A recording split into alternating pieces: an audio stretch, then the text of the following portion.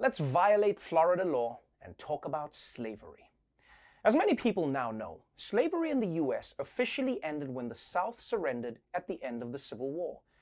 But many enslaved people didn't find out for 2 more months. And now the celebration of that day, Juneteenth, is close to officially joining Memorial Day, Thanksgiving, and Casual Friday in the American holiday pantheon. Well, a major move in the Senate yesterday, unanimously passing a bill to establish Juneteenth as a federal holiday. The bill designates June 19, 2021 as Juneteenth Independence Day. This is in recognition of June 19, 1865, the date in which news of the end of slavery reached slaves in southwestern states. Wow, that's almost unbelievable. The Senate just voted for Juneteenth to be a national holiday by a huge bipartisan margin. And this, my friends, is why I love America's government.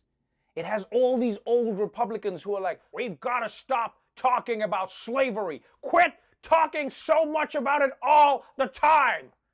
But I'll take some time off for slavery. Hell yeah. But no, seriously, I know some people are surprised that the GOP was on board for this, but of course Republican senators support Juneteenth. They love to celebrate the end of slavery. To them, that's the happy ending in the story of racism. But whatever the motivation, this is a nice moment for America. And yes, I've heard people point out that America seems much more willing to offer symbolic gestures instead of actual solutions like reforming the police or ending discrimination in the workplace. But I don't think symbolism is nothing, you know? Symbols are a big part of America, and they can have real-world effects. You know, the same way that celebrating Martin Luther King Day raises awareness of his legacy and his cause, or how President's Day reminds Americans that they forgot to vote for president back in November. You better believe, because it's a holiday, some frat boys are going to be celebrating Juneteenth in a completely different way. Yo, happy Juneteenth, bro! You ready? Chug, chug, chug, chug. Nobody knows the trouble I see. Nobody knows my chug, chug, chug, chug, chug, chug, chug, chug. So yeah, maybe in some ways, it would have been better if Juneteenth had stayed one of those things that only black people know about. You know, like Carmichael cross trainers or DJ Amaretto or whiskey cups. Don't worry, black people. I was just making a bunch of those things up to throw white people off the trail. You guys go celebrate Juneteenth while they're figuring this all out. Go now. Go now.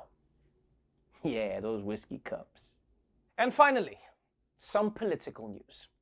5 months ago, you may remember that protesters stormed the US Capitol, hoping to overturn the election and pass a law that there should also be a show called Whitish.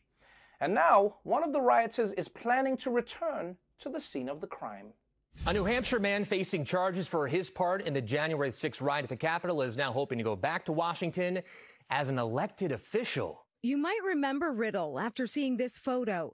He's the man from Keene, New Hampshire, who admitted to entering the Capitol building on January 6th and chugging from a bottle of wine he found in a lawmaker's office. What does being at the riots do for your campaign? Tells them I show up. I'm going to actually keep my promises and make some changes. He says he's running against Democrat Annie Kuster in the 2022 midterm elections.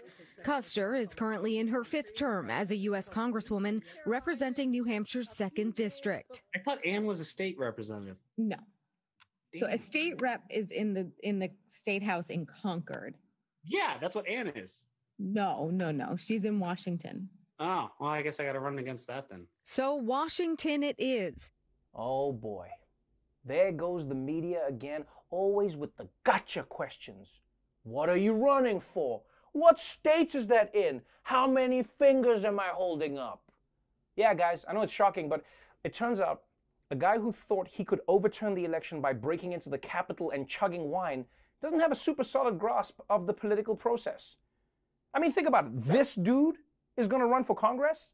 He's a dangerous extremist who's completely unqualified and unprepared.